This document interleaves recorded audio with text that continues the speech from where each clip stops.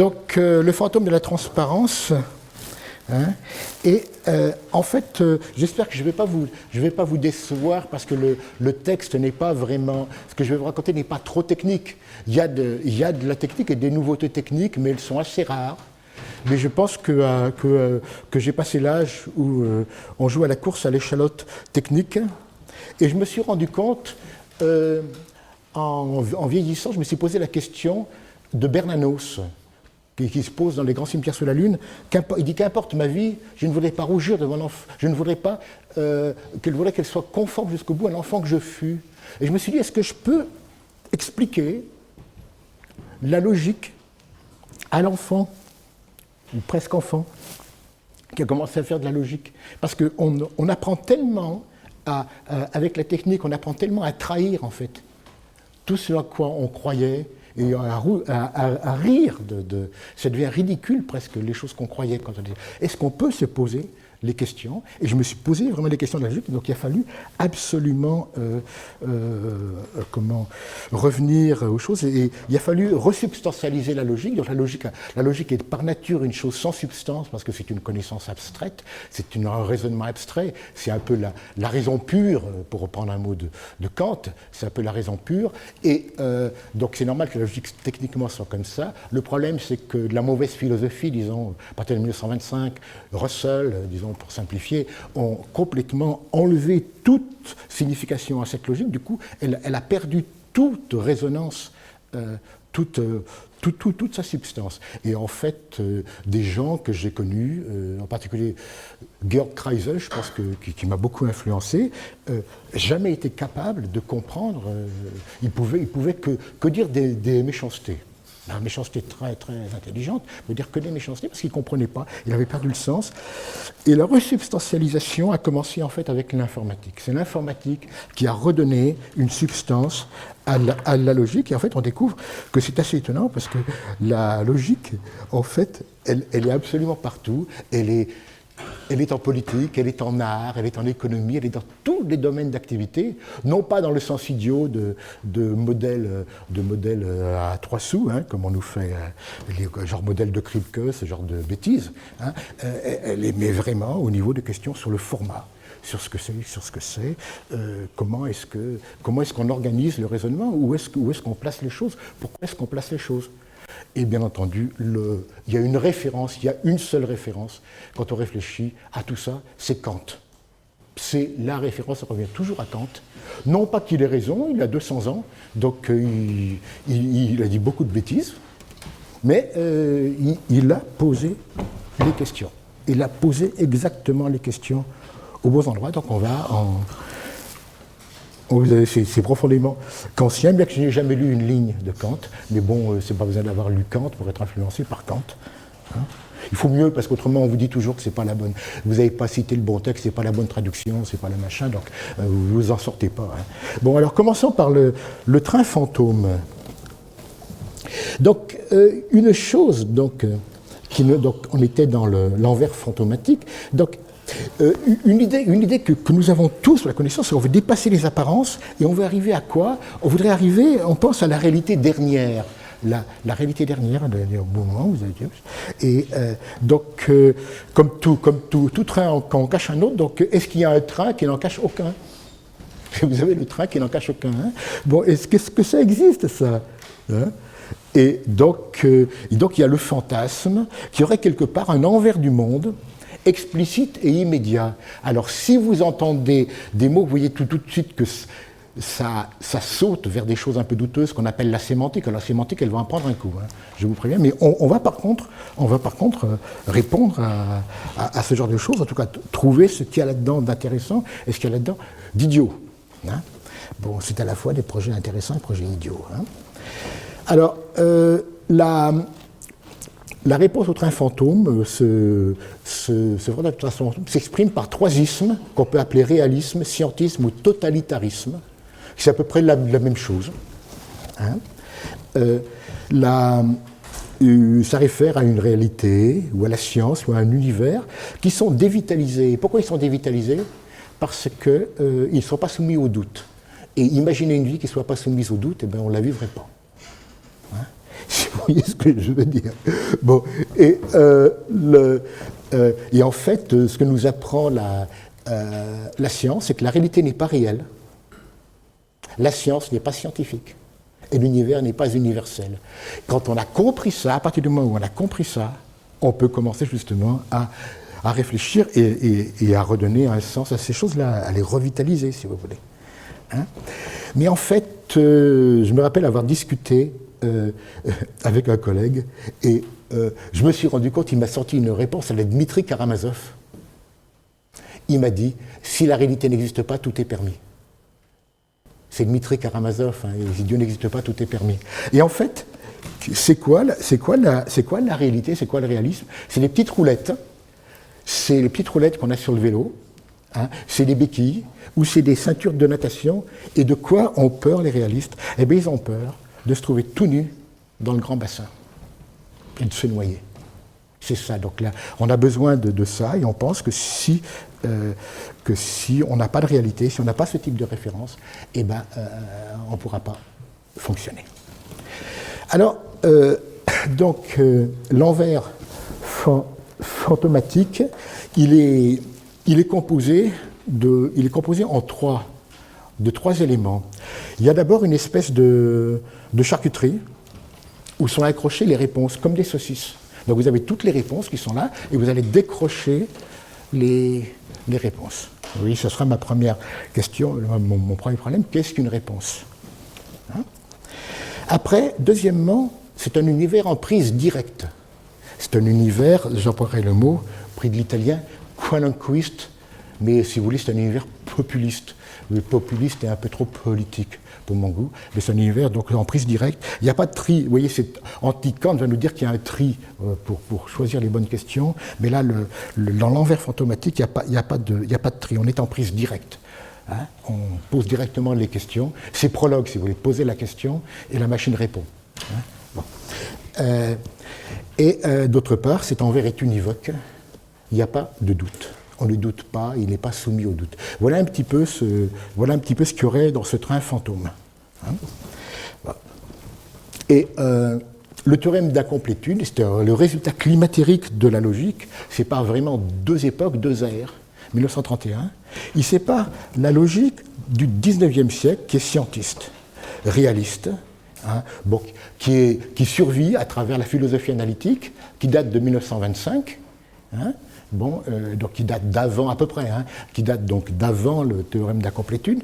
Hein, bon, Frege est mort en 1925, donc il n'a pas pu voir l'incomplétude qui l'aurait profondément navré, mais il n'a pas vu non plus la prise de pouvoir d'Hitler qui l'aurait profondément réjoui. Hein, donc on peut se demander, puis l'intelligence artificielle qui continue à penser qu'on va pouvoir, grâce à la logique, fabriquer un pravdamètre pour mesurer la vérité.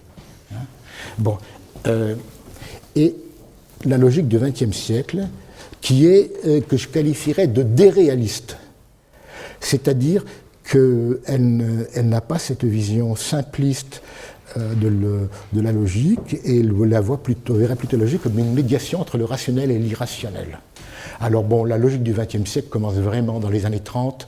Alors c'est absolument époustouflant ce que vous avez entre 1930 et 1935. Vous avez Herbrand, vous avez Gensen, vous avez Brouwer, Kolmogorov, vous avez le lambda calcul. Tout ça sont vraiment des choses du XXe siècle. Alors, le théorème de Gödel, est-ce qu'il est du XIXe ou du XXe? Je pense que c'est le plus beau résultat du XIXe siècle. Mais c'est du XIXe siècle parce qu'il ferme les portes. Il referme les portes, il dit voilà, oui, tout ce qu'on a essayé de faire ne marche pas. Mais il ne vous dit pas quoi. Il ne vous dit pas ce qu'il faut faire. Donc on va parler beaucoup de Gödel parce qu'on va donner cinq lectures différentes du théorème de Gödel, aucune n'ayant de rapport avec le Gödel-Escherbach, qui est une espèce de torpille scientiste contre le théorème de Gödel, qu'on présente comme une espèce de serpent qui se mord la queue, bon, juste pour dire que ça ne veut rien dire. Hein. Donc c'est extrêmement important, comme c'est le moment où on ferme la boutique du XIXe siècle, c'est une boutique scientiste. Hein. Bon. Alors, maintenant, on va donner trois dogmes scientistes, trois dogmes du XIXe siècle. Donc le premier dogme, c'est on peut tout savoir. Alors, on peut tout savoir, donc il faut chercher, il ne faut pas se restreindre au domaine technique. On va chercher par exemple les messages cachés, l'hermétisme littéraire. Alors, je vous donne un hermétisme extrêmement trivial. Vous prenez le roman de l'autobiographie de Maurice Thorez, Fils du peuple. Il y a une phrase interminable qui commence par ferraille, rongée, etc. Et en fait, vous prenez l'acrostiche, vous prenez le premier mot, le premier lettre de chaque mot, et ça dit « Fréville a écrit ce livre ». Donc, il n'y a pas de doute que Fréville a écrit ce livre, et il n'y a pas de doute non plus qu'il se soit vanté de l'avoir dit, parce que personne ne l'aurait trouvé autrement. Hein? Bon. Vous avez les idées de codes musicaux. Si vous connaissez le film de Hitchcock, Une femme disparaît, 1938, tous les gens s'étripent joyeusement, il y a des macabées partout, autour d'un machin qui se joue au piano.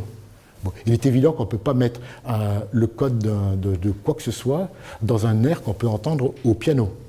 Hein. Hitchcock appelait ça un MacGuffin. C'est-à-dire c'est un prétexte cousu de fil blanc qui sert à fabriquer un film. Il n'y a pas de contenu dans le machin. Et je cite deux poètes que j'aime beaucoup personnellement, qui m'ont beaucoup... Maurice Sèvres, Mallarmé, qui sont des poètes hermétiques. L'hermétisme de Maurice Sèvres, on s'en fout complètement. Par contre, certains poèmes de la Délie sont magnifiques. Hein. Et Mallarmé, il pensait... Il y a des gens qui disent qu'il y a un message caché dans Mallarmé. Il y en a peut-être un, mais franchement, il ne va pas très loin. Et comme il n'était pas idiot, il a écrit une histoire qui s'appelle Le démon de l'analogie, où il parle de cette phrase « La pénultième est morte ». Et ça se termine « L'inexplicable pénultième ». Donc en fait, il a très bien compris qu'en fait, il n'y avait rien au bout de l'hermétisme. Hein? En fait, vous avez, quand on réfléchit sur le fond des choses, on s'aperçoit qu'en art, il y a un charme de l'inconnu, de l'inexpliqué. Par exemple, prenez un très bon roman de Balzac, un des meilleurs, Une ténébreuse affaire. Il est assez court en plus, donc il est facile à lire. C'est l'histoire d'un complot sous la Révolution, et on n'y comprend rien. Et malheureusement, à la fin, il y a 10 pages où on vous explique tout. Eh bien, c'est vraiment dommage. Ça casse ça casse complètement le charme du roman qui est magnifique. Hein. Je signale qu'au cinéma, pour ceux qui connaissent un peu le cinéma, si vous avez vu des films comme La Féline de Jacques Tourneur, Cat People, 1942, on appelle l'esthétique Val Newton. À la RKO, l'histoire, ça a été reproduit dans un film de Minelli plus tard, Les Ensorcelés.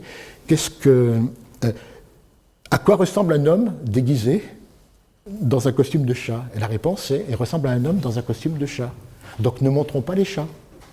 Et l'esthétique de Val Newton, c'est de l'horreur qui est suggérée. C'est juste, par exemple, l'héroïne, elle a peur, elle est en train de nager, elle sort, et en fait, elle découvre que ses vêtements ont été lacérés.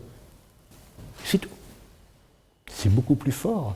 Ça a été refait plus tard par Paul Schrader, et c'est nul. Où on voit vraiment les chats, et c'est vraiment nul. Bon. Et en fait, si vous réfléchissez, il y a quelque chose de particulier dans l'envers, c'est que l'envers est sans dessus-dessous, qu'il est paradoxal.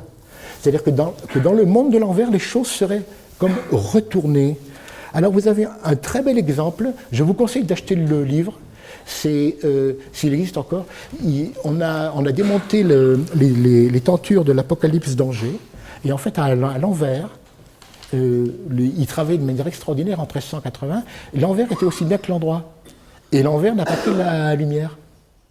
Et donc, en fait, on a fait un livre, et en faisant les photos de l'envers, et on a, au moins pour celles qui n'ont pas disparu, on les a vraiment comme elles étaient. Mais elles sont à l'envers. Donc il a fallu, c'est pas difficile en photo évidemment d'inverser de la gauche et la droite, mais vous voyez, c'était dans l'envers est à l'envers. D'accord ? Et un mot absolument typique et absolument agaçant, c'était anti-sarkozysme primaire. Sarkozy disait, bon, je sais pas quoi, il faut mettre en prison les enfants de 3 ans parce qu'ils ont des tendances pédophiles. On va tester les tendances pédophiles chez les enfants et on va les mettre en prison. Il a à peu près raconté ce genre de choses.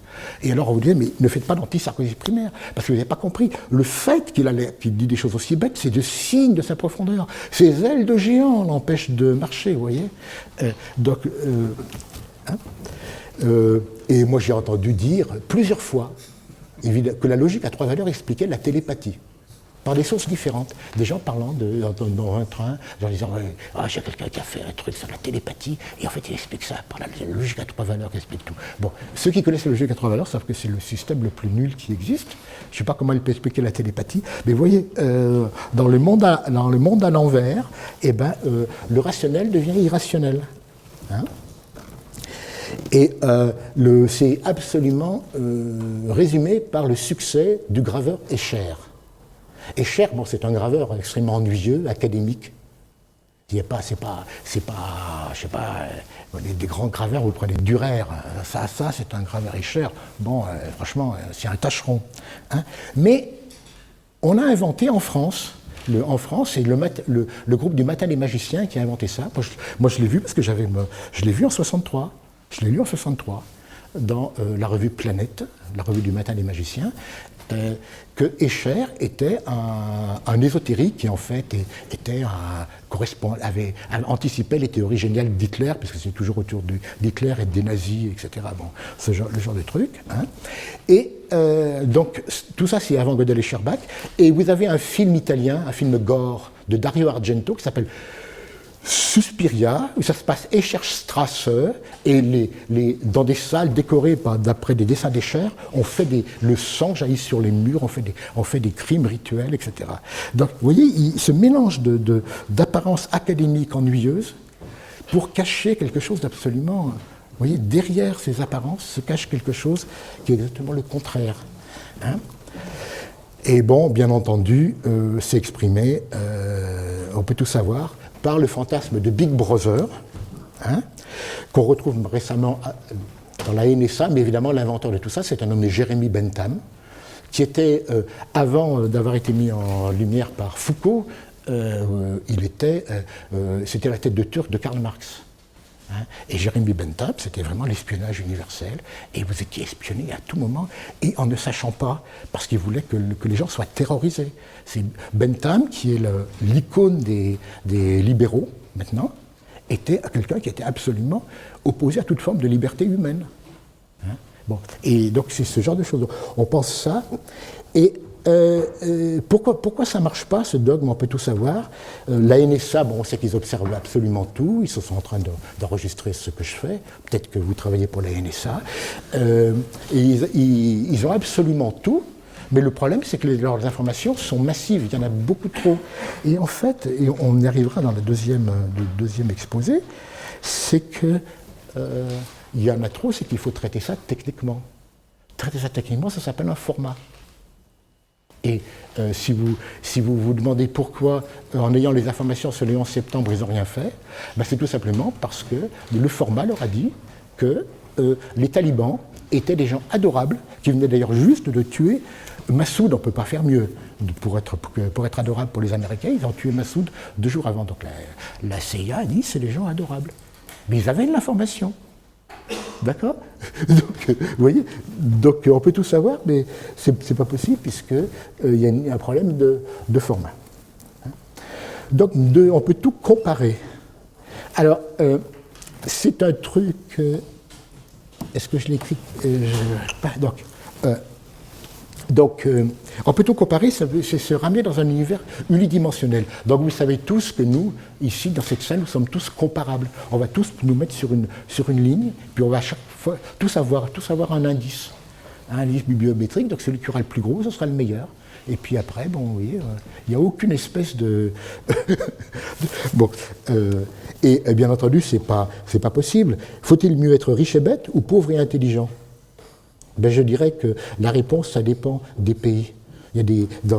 Ça dépend des cultures. Il y a des cultures où on valorise davantage l'argent. En France, on valorise pas trop l'argent. Mais je pense qu'aux États-Unis, on va pondérer différemment. En fait, en réalité, on va prendre, si on a deux chiffres là, on va prendre les deux chiffres puis on va mettre un pourcentage.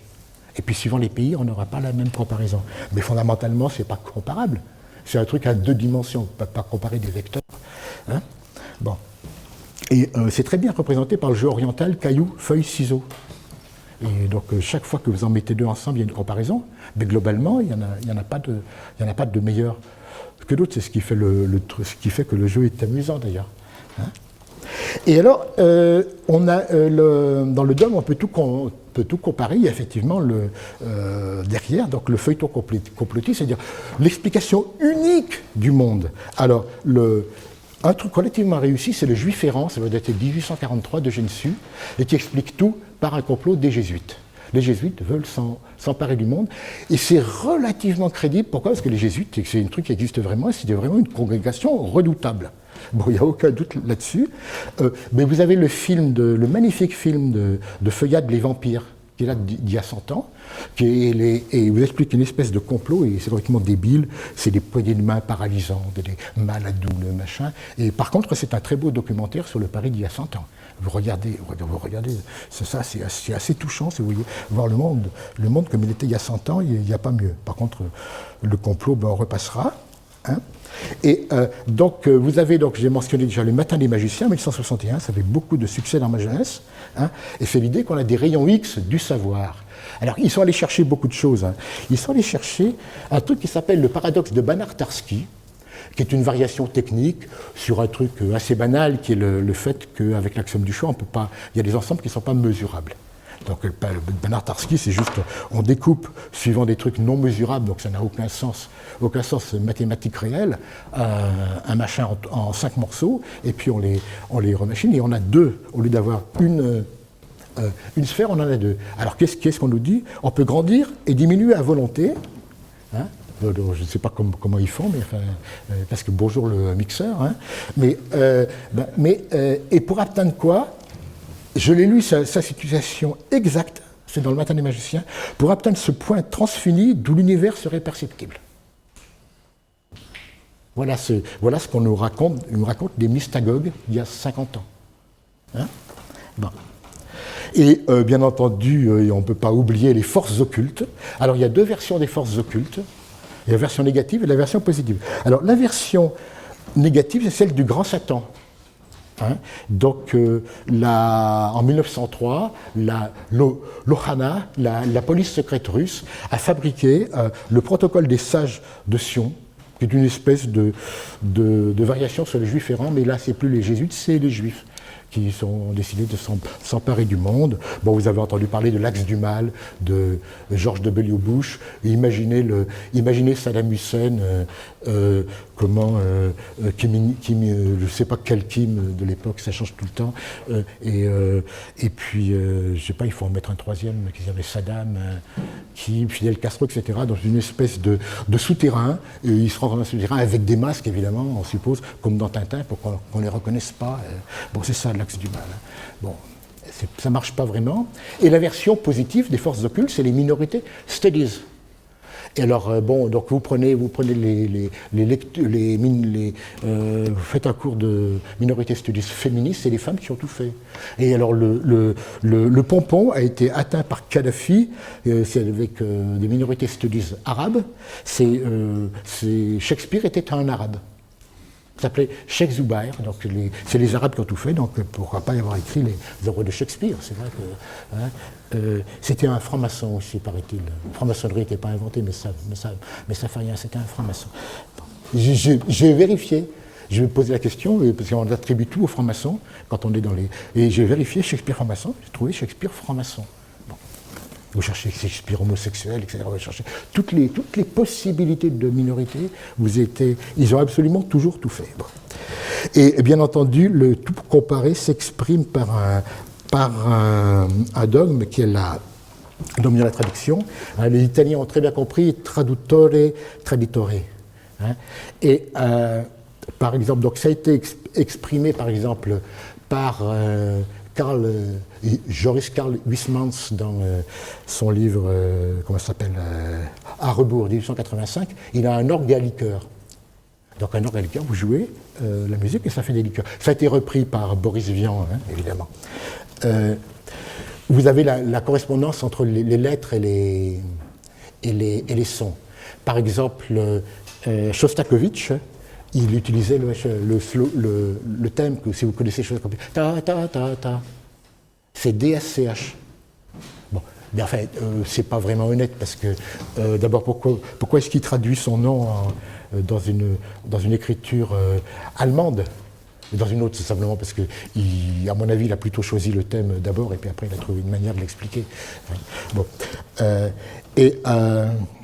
Casanova, hein, eh ben, il traduisait les mots, les questions en chiffres, et puis après, il mettait ça sur une pyramide, et puis après des calculs numérologiques sur la pyramide, il répondait.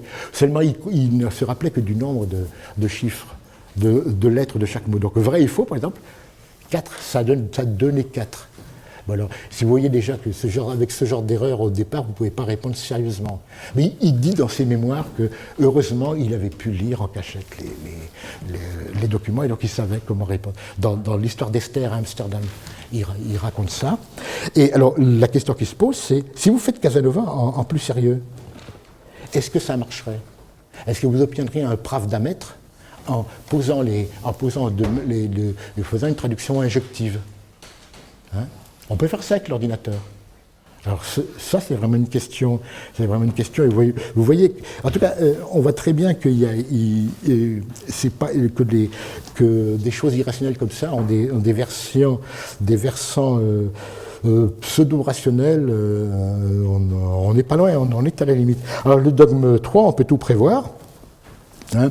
Bon, le déterminisme physique dit que le futur est dans le présent. Hein. Alors j'ai vu récemment un film qui s'appelle Les yeux de la nuit. Et le type, il connaît la date de sa mort. Et alors il y a un flic qui lui dit te sauve pas, je te tire dessus. Il s'en fout. Le flic tire, le pistolet s'enraye. Il dit pourquoi tu t'es sauvé? Parce que mon temps n'était pas venu, donc je risquais rien. Bon. Et Zadig, il noie un enfant. Parce qu'il sait que c'est un futur criminel. Zadig, pas Zadig et Voltaire, Zadig de Voltaire. Hein? Je dis ça pour les sarkozystes. Bon. Et donc, vous avez une activité qui se pratique beaucoup, c'est la post-diction, la prédiction a posteriori. Et donc, Nostradamus avait prévu la mort de la princesse. Ils ont cherché, ils ont trouvé que dans les machins de Nostradamus, quelque part, il parle de Diana. Donc il a prévu la mort de... On se demande pourquoi ils ne l'ont pas prévenue. Ils sont dégueulasses quand ils auraient dû la prévenir. Elle ne serait pas morte. Hein. Et Preston Sturges, dans un de ses films, a très bien résumé la situation. Le héros va passer un chat noir, et il dit c'est bon signe ou c'est mauvais signe? Et le noir qui est en train de passer la Chine, il dit monsieur, tout dépend de ce qui se passe après. Et alors on pratique beaucoup, alors dans la philosophie analytique, on pratique beaucoup l'udiction. Ils ont des mots extrêmement prétentieux, extrêmement cuits, ça s'appelle ça des contrefactuels, mais c'est la prédiction conditionnelle. Et évidemment, cette chose-là n'a qu'une valeur polémique. Par exemple, si je vous dis, si le juge Courroy s'était occupé de l'affaire de Panama, ça ne veut pas dire grand-chose, sinon ça veut dire que je pense que le juge Courroy n'est pas un type très très honnête, quoi. Mais on ne peut pas savoir, tout dépend de ses relations avec Clémenceau. S'il était ami ou c'était le principal coupable de Panama, c'était Clémenceau. Hein. Il a plongé pendant 10 ans à cause de ça. Bon, mais ça, on ne va pas savoir, il faudrait donner tellement d'éléments que ça n'a strictement aucun sens. Hein. Ou si on dit, si les cons volaient, tu serais chef d'escadrille. Est-ce que pour ça, on va s'acheter une casquette quand on entend ça? C'est une insulte. Ça n'a strictement aucune valeur prédictive. Et parmi la prédiction, la chose la plus terrifiante, c'est le Sherlock Holmes, la prédiction d'après symptômes. Hein. Et en réalité, il s'agit quand vous prenez les Sherlock Holmes, enfin tous les Wood Units, Agatha Christie, tout ça, vous avez c'est un jeu de pistes, on vous donne des trucs. On vous donne des trucs, donc on vous choisit, et l'auteur choisit de vous donner des pistes comme un enfant qui est dans la chaîne. Et bien entendu, tout est fait par l'auteur. Hein. Et ça s'appelle, donc ça porte un nom, ça s'appelle l'abduction. En anglais, ça veut dire kidnapping, hein, abduction. Bon, ben, c'est une espèce de kidnapping intellectuel, effectivement. Et donc, qu'on emploie très souvent. On dit, par exemple, si c'est plus cher, c'est mieux. Moi, j'ai acheté les DVD en pensant qu'ils étaient de meilleure qualité parce qu'ils étaient 3 fois plus chers que les autres. C'était pas du tout. Le mec les vendait 3 fois plus cher pour faire croire qu'ils étaient meilleurs. Bon. Les mathématiques, évidemment, ne font pas ça parce que les symptômes en mathématiques sont pris au sérieux, mais ça permet on émet des conjectures. Et l'abduction, c'est simplement toutes les conjectures sont vraies. Bon, alors après, bon, et comme ça ne marche pas, alors les gens qui font des théories de l'abduction disent toutes les conjectures sont vraies, sauf dans ce cas-là. Bon, d'accord. Hein. Alors les limbes de la raison, et c'est là où on va arriver, la logique est une médiation avec l'irrationnel. Alors pourquoi c'est une médiation avec l'irrationnel? Comment est-ce qu'on peut comprendre ça? Eh bien, tout simplement parce que c'est d'abord une police de la pensée. C'est évidemment une police de la pensée. Et une police de la pensée, ben, il y a toujours des ripoux. Parce que ce qu'on appelle les logiques philosophiques. Si vous ne savez pas ce que je veux dire, regardez un peu les gens qui font, je ne sais pas, de la logique épistémique. Si vous trouvez ça honnête, bonjour. Hein. Donc il y a des ripoux, donc n'importe comment, il y a parmi les logiciens des gens irrationnels. Hein. Et d'autre part, la raison, le mot raison, c'est le même mot, le mot ratio en latin, c'est un truc. Et donc, où se trouve la raison? Ben, la raison ne se trouve pas dans les chiffres. Donc, il y a un problème, on a des chiffres et on ne va pas trouver la raison. Et en fait, quelle est l'irrationalité d'où vient la question de l'irrationalité de la logique? C'est que le fond de la logique, c'est le mot implication. Il y a un connecteur dont il faut parler en logique, c'est l'implication. L'implication, c'est quoi? Implicite. Hein? Et si vous faites de l'implicite, eh bien, il y a une question de confiance. D'accord? Et si vous faites une prédiction scientifique, vous faites un chèque sur le possible. Toute prédiction est un chèque. Et est-ce que vous croyez qu'on peut... on a confiance, plus ou moins, dans nos prédictions, mais cette confiance est forcément un peu irrationnelle. Donc toute la thématique des démonstrations de consistance, etc., bon, il n'est pas le sujet d'aujourd'hui, mais c'est effectivement le fait que la confiance est forcément un peu irrationnelle. Hein. Et donc la question de comprendre la logique, eh ben, c'est de savoir qu'on a fait un pacte. La logique, c'est un pacte avec la déraison. On fait un pacte avec la force de la déraison pour fonder la raison. Et il n'y a rien de plus bête de penser que la logique est une chose complètement raisonnable et rationnelle. Ça, c'est pas vrai. Hein? La rationalité commence, c'est un petit peu le tout ce que je sais, c'est que je ne sais rien. Hein? Bon, c'est un petit peu la même chose. Et alors, il s'est passé, il y a un truc qui s'est passé assez mal, c'est l'opposition entre le pourquoi et le comment. Les choses se sont assez mal réparties au XXe siècle, c'est-à-dire que les scientifiques, je pense en particulier à Kreisel, il est absolument typique de ça. Il s'est réfugié, si vous voyez que c'est un navire, il s'est réfugié dans la salle des machines. Salle des machines, une grosse machine technique, et on ne pose pas de questions, c'est le refuge des scientifiques. C'est du comment, c'est comment ça marche. Vous voyez. Et sur le pont, ben, vous avez les philosophes, mais eux, ils sont restés à la marine à voile. Hein, ils ne savent pas, donc ils sont en 1925. La philosophie analytique n'a jamais avalé le théorème d'incomplétude. Bon, et donc, c'est un drôle de navire, ça ne marche pas vraiment. Et donc, c'est la chance avec l'informatique, c'est que l'informatique nous a initié un processus de resubstantialisation. C'est justement ce qui n'existait pas au temps de Kreisel, et on a pu se poser à nouveau, ce genre de processus. Alors ce genre de processus, après avoir énormément réfléchi justement, donc la rationalité, donc c'est comprendre où est la raison, situer la raison, hein, comme à la limite de la déraison. Il faut savoir qu'elle est là. Il ne faut pas dire qu'elle n'est pas là. Évidemment, on est d'un côté, on n'est pas de l'autre. Eh ben, il y a 3 lumières qui expriment les choses très très bien dans cet ordre-là. Qu'est-ce qu'une réponse? Et on verra donc qu'elle existe sous de forme implicite et explicite. Donc, l'irrationnel scientiste est du côté de l'explicite, le rationnel est du côté de l'implicite. Hein? Qu'est-ce qu'une question? Formatée contre informel, donc vous voyez, typé contre non typé, ce genre de questions. Donc la raison est du côté du formaté, et la déraison est du côté de l'informel, c'est-à-dire, si vous voulez, du populisme, du colloquialisme, du populisme, ce genre de choses. Ça fonctionne toutes ces lectures. La logique nous permet de comprendre ce genre de choses. Mais ce n'est pas des choses bêtes comme des valeurs de vérité, hein, évidemment. Et d'où vient la certitude? Et donc, la tradition veut chercher la certitude apodictique. Elle est impossible. Donc, la certitude apodictique prussienne, si vous voulez, est impossible. Et par contre, donc, j'ai inventé ce mot. Il existe, mais pas dans ce contexte-là, épidictique. C'est la certitude raisonnable, raisonnée, mais qui n'est pas absolue. Bon, alors la première lumière, qu'est-ce qu'une réponse? Donc, on va arriver à comprendre un mot, à s'approprier un mot de Kant, l'analytique. Et l'analytique, c'est l'espace du non-sens, de l'absence de sens. Hein? Le sens s'opposant à l'analyticité, c'est complètement le sens et l'espace du synthétique. Hein? Alors, implicite contre explicite. Hein? Un vieux proverbe chinois dont je n'ai pas trouvé exactement la source, parce que tout le monde se l'approprie, c'est comment nourrir un homme. Vous lui offrez un poisson, vous lui apprenez à pêcher. Tu veux le nourrir un jour, tu lui offres un poisson, tu veux le nourrir toujours, tu lui apprends à pêcher. Hein? Nourrir toujours, hein, si vous voulez nourrir toujours, vous n'avez que la seconde solution. Vous ne pouvez pas fournir des poissons pour toujours. Ce n'est pas possible.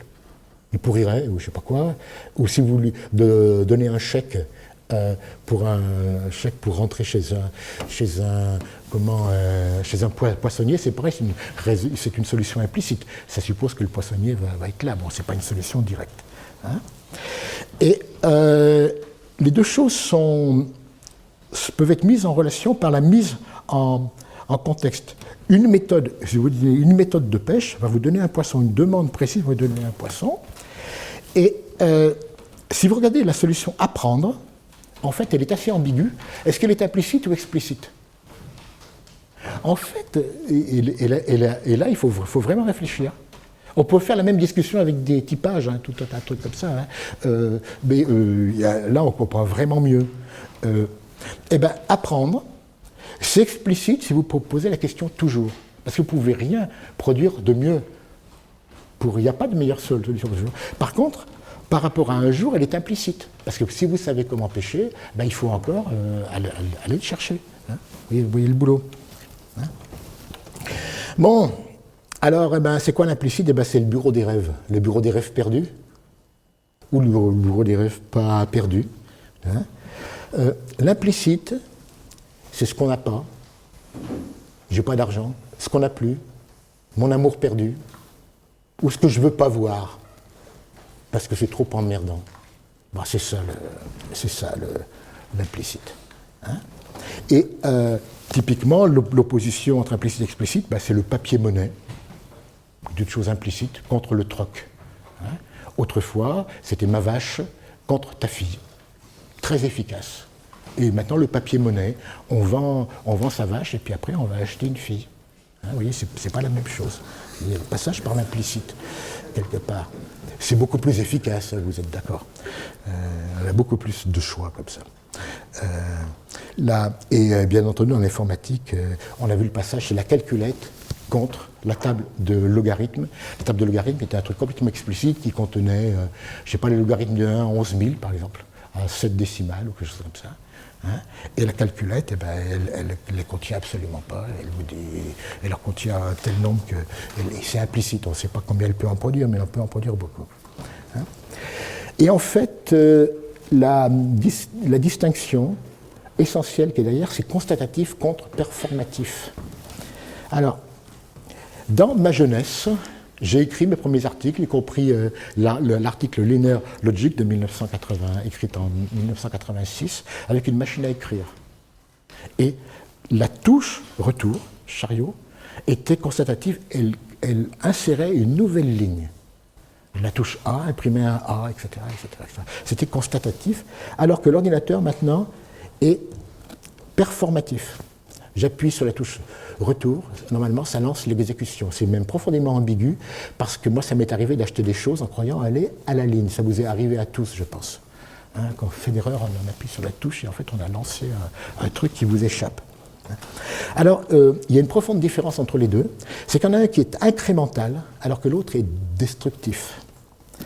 La machine à écrire ne fait qu'ajouter, on ne peut qu'ajouter des choses. Donc une machine à écrire, on s'en servirait tout le temps, où le texte serait complètement noir. Un écran, on écrirait tout le temps, le texte serait complètement blanc. Bon. Mais en tout cas, on ne peut qu'ajouter. Alors que l'ordinateur, vous lancez la touche, rien ne va plus. Rien ne va plus. C'est la roulette, rien ne va plus, on attend. C'est une profonde distinction qui n'était pas du tout accessible en 1925, justement, à la logique du 19e siècle, qu'on n'a complètement pas comprise au temps où ça a été produit. C'est évidemment l'informatique qui nous a permis de comprendre ça. Bon, alors maintenant nous avons l'implicite réaliste, Frege. Alors Frege, c'est pas compliqué pour Frege, c'est pas un grand philosophe, ça c'est sûr. C'est un grand logicien, aucun problème, mais c'est pas un grand philosophe. Le langage réfère à la réalité, c'est comme l'art réfère à la réalité. L'art reproduit le réel, c'est de ce niveau-là. Alors il n'emploie pas ces mots-là, il dit c'est le sens contre la dénotation, c'est la même chose dite de manière pédante, ou encore l'opposition syntaxe sémantique. C'est douteux, c'est complètement douteux, parce que prenez par exemple l'explication de A ou non A. C'est un principe qu'on peut avoir à cœur, parce que c'est une pomme de discorde entre les intuitionnistes et les classiques. Je n'ai pas pris ça par hasard. Alors A ou non A, il est vrai, donc dans le monde frégéen. Pourquoi ? Parce que A vrai ou A n'est pas vrai. Ah là là, c'est vachement intéressant. On est dans l'aporie complète, on est dans le raisonnement circulaire. A ou non A est justifié par B ou non B. B, c'est A est vrai. Vous supposez, pour démontrer que A ou non A, vous supposez que A ou non A de manière plus compliquée. Bon, alors si c'est ça, c'est fondamentalement ça, cette histoire. Alors, pour Frege, le raisonnement, c'est le calcul de la dénotation. Donc, l'étoile du matin, on va calculer l'étoile du matin, la dénotation c'est Vénus. Il se trouve que c'est la même que l'étoile du soir, donc l'étoile du matin égale l'étoile du soir. Bon, si vous trouvez ça marrant, moi je veux bien, mais... ce qui est vraiment grave, c'est que ce rapport entre le langage et la réalité ne sort jamais du raisonnement.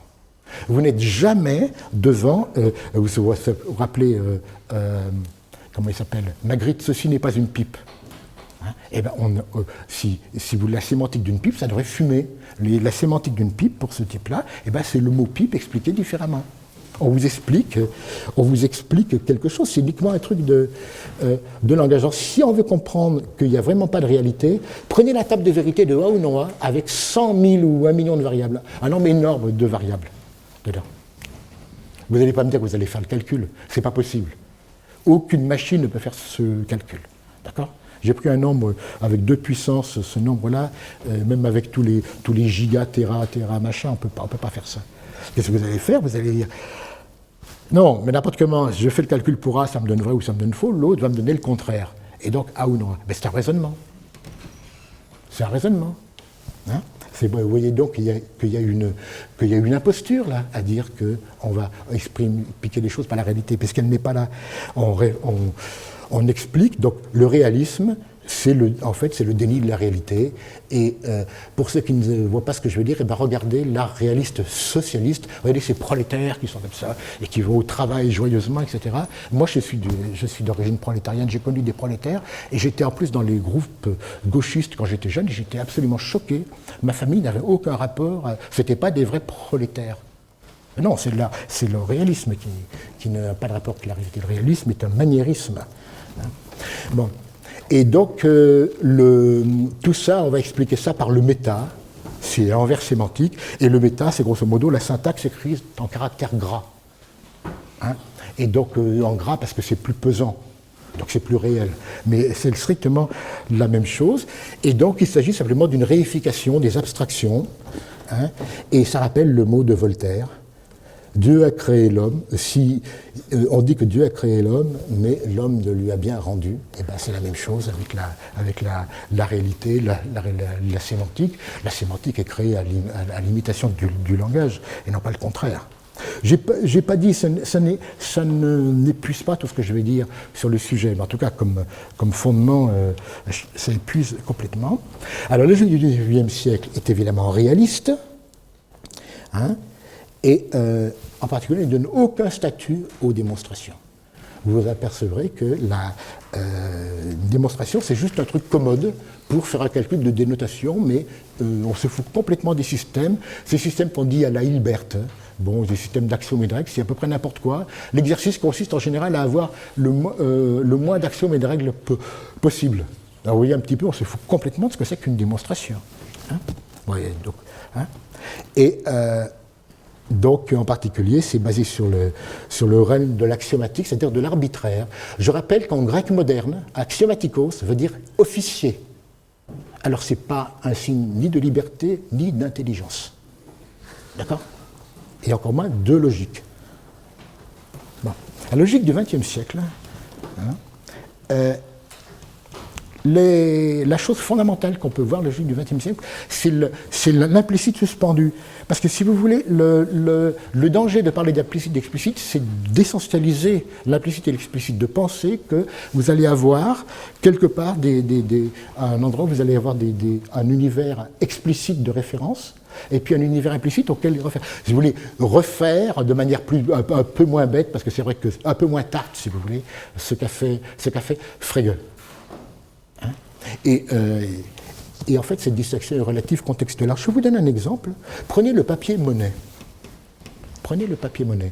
Est-il implicite ou explicite?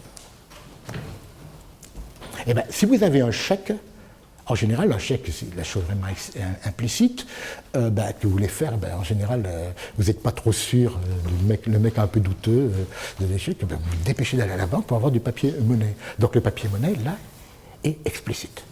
D'accord? Mais d'autre part, si vous faites un achat avec le papier monnaie, il est implicite, votre papier monnaie, puisque vous le transformez en quelque chose d'autre. Donc vous voyez que c'est pas que on n'y arrivera pas. Hein. Et je donne un autre exemple. Paul Erdős, le défunt Paul Erdős, vous savez, qui donnait des prix à ces problèmes.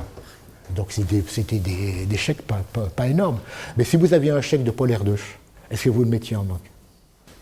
Moi, j'en ai jamais eu, mais si j'en avais eu un, je sais que je ne l'aurais pas mis en banque. Hein, ça aurait été considéré d'abord comme un geste inélégant. Deuxièmement, il était beaucoup plus à sa place, encadré au-dessus de son bureau. Donc, vous voyez, cet objet implicite devient explicite. Hein, donc, ça dépend de ce que je vais en faire. En fait, et prenez un truc qui m'obsédait quand j'avais à peu près 10 ans, je voulais le nombre de grains de blé sur l'échiquier. Je voulais absolument calculer le nombre de grains de blé sur l'échiquier. Maintenant, c'est facile avec une calculette. Alors, je me suis amusé. Bon, vous avez les 17 premiers chiffres, vous en manque 3 ou 4. Vous faites une petite opération pour les trouver. Bon, j'ai réussi à écrire. Ça vous dit strictement rien, ce chiffre. Vous écrivez n égale 2 puissance 64 moins 1. Ça vous dit quelque chose. Ici, donc vous voyez, l'explicite, c'est ça me suffit. Je suis content. Je suis content avec ce que j'ai. D'accord? C'est quand je ne veux pas aller plus loin. D'accord? Donc vous voyez, c'est quelque chose de subjectif, de contextuel. Et donc, un des grands dangers de la logique, un des grands défauts de la logique, dont je parlerai beaucoup, c'est évidemment, c'est la schizophrénie. La logique a tendance à être schizophrène, c'est-à-dire à refuser le sujet. Et donc, elle se voit elle-même dans un miroir et elle dit, c'est qui ce type? Et donc, et quand on a le sujet, on a le sujet. Il faut pas dire que si c'est soi qu'on regarde, il faut dire que c'est soi qu'on regarde. Hein. Bon, Gensen a fait une énorme percée en 1934. Hein. C'est sans doute la plus spectaculaire, en tout cas la plus facile à parler. Il a distingué deux implications que le XIXe siècle confondait dans le modus ponens, la règle de modus ponens. Il a distingué l'implication constatative, A implique B, qui est incrémentale. Incrémentale, ça s'appelle techniquement la propriété de la sous-formule. Ceux qui n'ont pas compris, incrémentale, la propriété de la sous-formule, on ne fait que rajouter. Hein. Elle est incrémentale et ça s'écrit donc sous la forme d'une règle gauche. La règle gauche de l'implication. D'accord? Hein. Et une règle performative, une application performative qui est le signe thèse des séquents, hein, qui est une chose destructive et qui est gérée par la règle de coupure. Donne-moi A, je te rendrai B. C'est un chèque. C'est un chèque. Hein, pour avoir un B, tu produis A, tu as un B. D'accord? Alors, et la performance, s'il y a performativité, il y a performance, et bien c'est l'élimination des coupures. l'explicitation par élimination des coupures. Voilà. Ça, c'est en 1934. Mais je ne pense pas qu'on pouvait expliquer ça comme ça il y a 50 ans.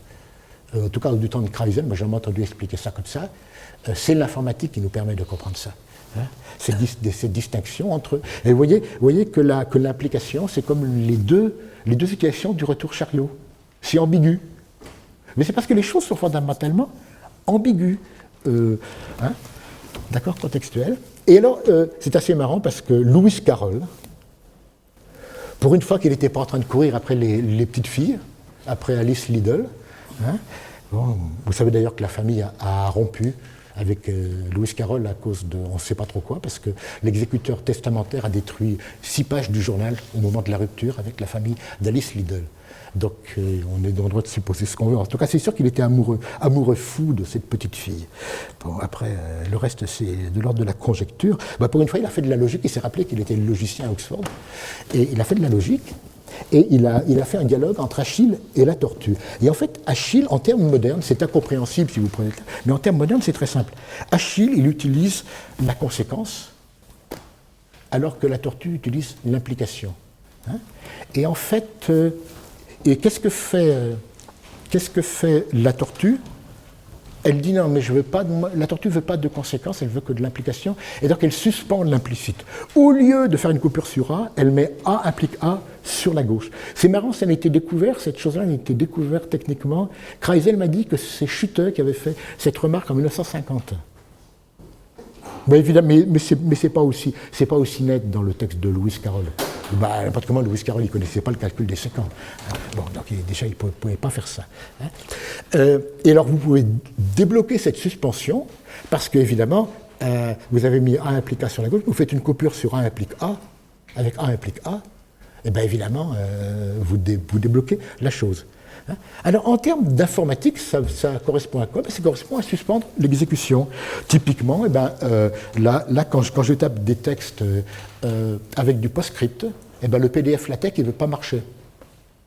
Alors, ce que je fais, j'ai des machins, je fais du LaTeX sans PDF, et puis après, je fais du genre, je sais pas, DVI, PDF, ou je sais pas quoi, enfin, j'oublie les machins, enfin, j'en ai 3 ou 4 comme ça, et donc j'ai suspendu l'exécution, j'ai mis ça dans un paquet, et puis je lance ça d'un coup. Donc, vous voyez, je fais une opération comme ça, j'ai suspendu l'implicite au lieu de lancer directement ma compilation, et je l'ai mise dans un paquet. Hein. Et analogie bancaire, c'est mettre un chèque dans une enveloppe.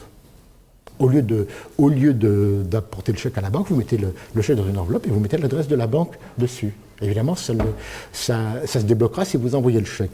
Alors bon, ce pauvre Lewis Carroll, moi je le trouve personnellement affreusement agaçant. Moi, Alice au Pays des Merveilles, ça m'agace. Mais c'est un type extrêmement superficiel, sûrement intelligent pour avoir trouvé ces distinctions, mais superficiel. Il n'a pas su qu'en faire et donc il en a fait un nonsense. Et il a dit, on va itérer, donc on va mettre, si vous voulez, en termes... oublions la logique, pour ceux qui ne connaissent pas, mais on va mettre l'enveloppe, on va la mettre dans une deuxième enveloppe, une troisième enveloppe, une quatrième enveloppe, etc., etc. Et donc c'est comme le paradoxe de Zénon. C'est une histoire de Shadok. Hein. Ils sont en train de pomper et puis ils pompent. Hein. C'est complètement idiot parce que vous n'approximez rien. Vous n'approximez strictement rien. Le fait de mettre dans le paradoxe de Zénon, chaque fois vous vous rapprochez. Achille se rapproche de la tortue, il est de plus en plus proche. Ici, vous mettez un chèque dans des enveloppes, vous avez une pile d'enveloppes comme ça, vous n'êtes absolument pas de plus en plus loin de toucher votre chèque. Bon, mais on peut quand même dire qu'il l'a vu. C'est-à-dire que dans la logique du XIXe siècle, il y avait quand même des linéaments de logique du XXe siècle. Alors, l'analytique ou le non-sens, hein, donc c'est les conditions de possibilité, hein, c'est ce qu'on appelle aussi le transcendantalisme kantien. Hein. Alors, évidemment, Frege, Russell disent nous, on va faire la logique sans préjugés, on va se baser sur la logique. C'est évidemment le pire préjugé. Les gens qui disent j'ai pas de préjugés, les gens de la Manif pour tous disent j'ai pas de préjugés, mais j'aime pas les PD. C'est à peu près ça. Ils n'ont pas de préjugés, mais ils ont déjà une liste longue comme ça. Ils savent déjà quel est le format des choses, comment on va les interpréter, quel est le sens, la dénotation, ils savent tout. Alors, ils n'ont pas de préjugés. Donc il faut savoir, même s'il n'y a pas de préjugés, regardons si on n'en a pas, mais disons pas qu'on n'en a pas et refusons pas les discussions. Et alors, Kant présente de manière moyenâgeuse la notionnalité qui dit que c'est quand le prédicat est inclus dans le sujet. Alors ça c'est un côté daté de chez Kant qu'il faut oublier. La lune bleue est bleue. Bon, alors vous voyez que ça marche, bien qu'il n'y ait notoirement jamais, personne n'a jamais vu de lune bleue, mais ça marche. Bon. Et vous voyez la limite de ça, les public schools en anglais ne sont pas publics. Hein. La philo-analytique, elle n'est pas du tout analytique, elle est pleine de préjugés. Hein. La démocratie populaire, elle n'est pas démocratique. Et puis populaire, hein, ça c'est... Et encore une question. Hein.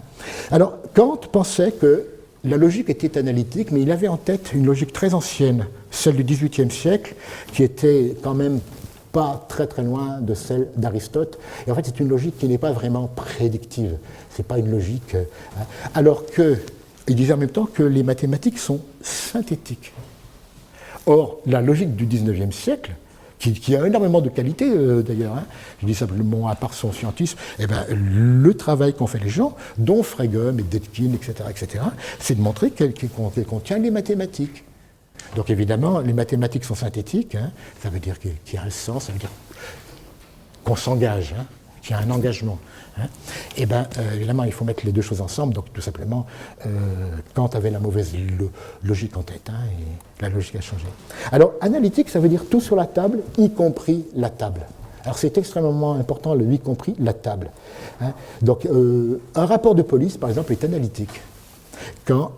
Pourquoi? Non pas parce qu'on croit à l'honnêteté des policiers, ça moi j'y crois pas beaucoup, mais simplement parce que le rapport de police, il dit l'officier un tel a déclaré que. Et c'est ça qui est analytique. C'est la déclaration elle-même. Hein? Un calcul est analytique. Tous les calculs informatiques, vous voyez, c'est là, si vous voulez, où l'informatique nous a apporté quelque chose qu'on avait perdu. Un calcul est analytique, mais il faut mettre le programme sur la table aussi. Hein, vous ne dites pas que 2 plus 2 égale 4 est analytique, 2 plus 2 égale 5 serait tout aussi analytique, mais vous mettez le programme de l'addition. Donc si vous mettez absolument tout, ça devient analytique. Hein. Et donc l'analytique, en fait, ça marche aussi bien que ça, parce que c'est l'espace du non typé, si vous voulez. C'est un espace de non-sens, où il n'y a pas de sens, pas de nonsense dans la Lewis Carroll, qui serait le nonsense, c'est un sens. C'est un espace où il n'y a pas de sens. Hein. Et pourquoi c'est indiscutable? Eh bien parce que ce n'est pas contextualisé. Hein. Le sens, c'est la contextualisation. C'est, comme aurait dit Wittgenstein, meaning is use. C'est Per Martin Löf qui a entendu la première fois dire ça. Meaning is use. Le sens, c'est la contextualisation, l'usage. Hein. Et qu'est-ce qui est à peu près analytique, qui n'est pas vraiment, il faut discuter, mais qui l'est presque, en tout cas une bonne approximation de l'analytique, dans notre univers, c'est le nombre d'un calcul pur. Hein. Et la sémantique, elle n'est pas analytique, pourquoi? Parce que la sémantique, les gens disent, ouais, en fait, l'analytique est sémantique. La sémantique, c'est un téléphone qu'on a posé sur la table. C'est vrai ou c'est faux, et vous téléphonez.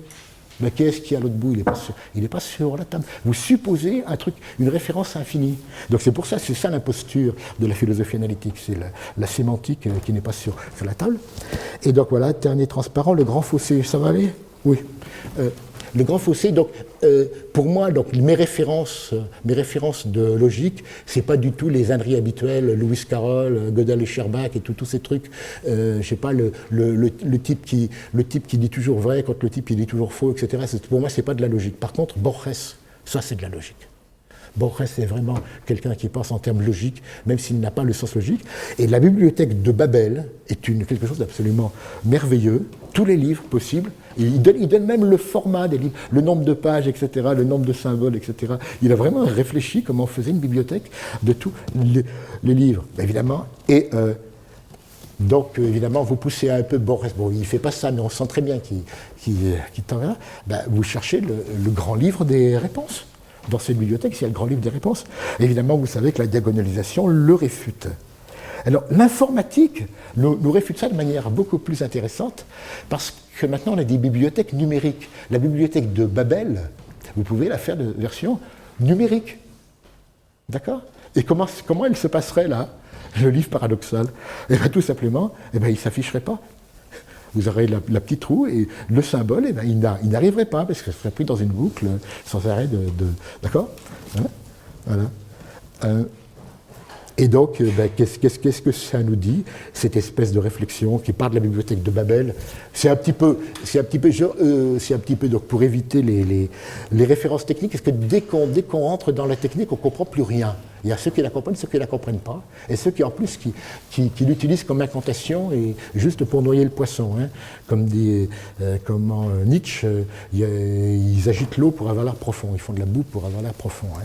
Donc la technique peut servir à ça. Eh bien, la dissection explicite ne peut pas être comblée. Ne peut pas être comblée. C'est ce que nous dit donc qui. Alors, il y a deux versions. Donc voilà, première rencontre avec Gödel 1931. Vous ne pouvez pas combler la distinction implicite-explicite, c'est-à-dire, par exemple, en cherchant si vous prenez un système formel, quelque chose qui va vous donner implicitement des réponses, qui sont des théorèmes, ben, vous ne pouvez pas combler ça. Vous ne pouvez pas trouver les réponses correctes comme ça. Mais c'est vraiment embêtant. C'est pas la bonne version. Ben, je vous dis 5 fois, mais très souvent on trouve de meilleures versions que Gödel. Il y a une bien meilleure version qui n'est en fait qu'un corollaire. C'est qu'il y a des gens qui disent mais d'accord, on ne peut pas faire un preuve d'un mètre comme ça, mais moi je veux faire un preuve d'un mètre, je veux répondre toujours. Je veux juste faire, comme la NSA, je veux juste créer un système dictatorial où je réponds à tout. D'accord ? Je m'en fous que ça soit vrai ou que ça soit faux, mais je veux absolument répondre, je veux être le dictateur absolu. Ben, ils se foutent un peu de la vérité, ces gens. Donc est-ce qu'on peut faire ça en trichant ? Donc, eh ben, c'est pas possible non plus. Répondre à tout, quitte à répondre n'importe quoi, vous allez répondre n'importe quoi si vous avez un doute. Et ça, c'est l'idée de l'intelligence artificielle, qui ne sont pas du côté de la liberté, hein, ces gens-là. Hein. Ils ne sont sûrement pas du côté de la liberté de l'homme, ils sont évidemment pour l'asservissement. Hein. Et Turing 1936 vous dit que ça, on ne peut même pas répondre en trichant. Donc Turing 1936, c'est la version de ce premier aspect du théorème d'incomplétude, hein, on appelle ça donc indécidabilité. Hein, vous dit non, on ne peut pas répondre n'importe quoi, tout simplement parce que vous n'allez pas répondre oui, et si plus tard, si la réponse arrive en retard. Donc il faut savoir quand même que vous n'aurez pas de réponse. Ce qui est du problème d'arrêt, vous dit que vous ne pouvez pas, on ne peut pas répondre même en trichant. Il n'y a pas de preuve d'un mètre, même en trichant, même de preuve d'un mètre mensonger. C'est pas très gentil pour Poutine. Hein. Donc c'est un fantasme totalitaire, impossible. Hein. Alors, cette discussion de Grand Fossé n'épuise pas la discussion parce qu'il y a une question qui n'est pas résolue par cette chose-là qui est quand même, donc, ce Grand Fossé, donc, qui est un résultat de la fin du XIXe siècle, 1931, du XIXe siècle logique, j'entends, hein, et n'épuise pas tout parce qu'il y a des distinctions entre trouver et vérifier, c'est-à-dire, est-ce que c'est la même chose, de découvrir que de plagier? On peut poser la question, je ne sais pas, à Bernard-Henri Lévy ou des gens comme ça, bon, hein, qui sont des plagiaires connus. Hein, et donc, techniquement, c'est évidemment l'opposition entre un puzzle et un jeu de Lego. Un puzzle donc, qui est incrémentable. Incrémental, vous ajoutez les pièces une par une, hein, et vous ne vous trompez jamais. On ne défait jamais un puzzle. Alors qu'un jeu de Lego, vous avez des pièces de Lego, et vous voulez absolument faire un cube avec ça. Eh bien, si vous avez juste le nombre de pièces qu'il faut, à tous les coups, vous allez être obligé de le démolir. Hein. Et bien voilà, c'est le problème P égale NP. Et donc, c'est la version qu'on ne connaît pas actuellement de ce grand fossé. Voilà. Ça va le temps? C'est OK? Parfait. Bon. Bien, est-ce qu'il y a des questions dans la salle? Je vous signale quand même, juste pour vous rassurer, c'est quand même que la prochaine fois, vous aurez il y aura quand même un tout petit peu de technique. Bon, pour ne pas m'accuser quand même d'être venu gâteux et de vous en faire. Technique, c'est pas vrai du tout. Vous aurez même plus tard une analytique du non-déterminisme, qui est une chose qu'on ne sait pas faire actuellement.